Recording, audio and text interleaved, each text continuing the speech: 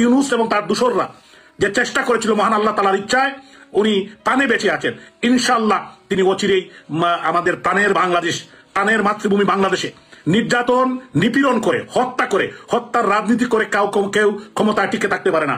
ইনশাআল্লাহ আমরা বিশ্বাস করি আওয়ামী লীগ ঘুরে দাঁড়াবে এবং আওয়ামী লীগের লক্ষ লক্ষ কোটি কোটি কর্মী এখনো বেঁচে আছে এবং বেঁচে আছেন জাতির পিতার সুযোগ্য কন্যা আমাদের প্রাণপ্রিয় নেত্রী রাষ্ট্রনায়ক শেখ হাসিনা, বেঁচে আছেন বঙ্গবন্ধুর কন্যা কনিষ্ঠ কন্যা শেখ রেহানা, যিনি রাজনীতি করেন না, তার বিরুদ্ধে মিথ্যা মামলা দিয়েছে বাংলাদেশের বিভিন্ন অঞ্চলে, এবং বঙ্গবন্ধু পরিবারের অন্যান্য সদস্য তারাও বেঁচে আছেন।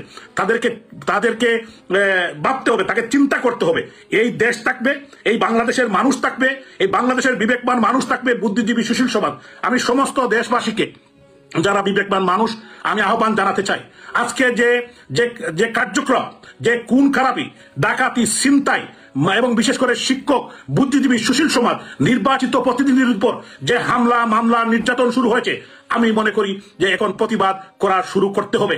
আমরা এই দেশের মানুষ অতীতে কোনোদিন এটা মেনে নাই। আজকে এরকম কোন অতীত ইতিহাসে, বাংলাদেশের 50 বছর ইতিহাসে এরকম নির্যাতন নিপীড়ন আমরা পৃথিবীর কোনো মানুষ এটা দেখে নাই, কোন সভ্য মানুষ। ডক্টর ইউনূস উনি উনাকে ন্যায়বান নীতিবান মানুষ মনে করেন। উনার চোখে কি লাগে না?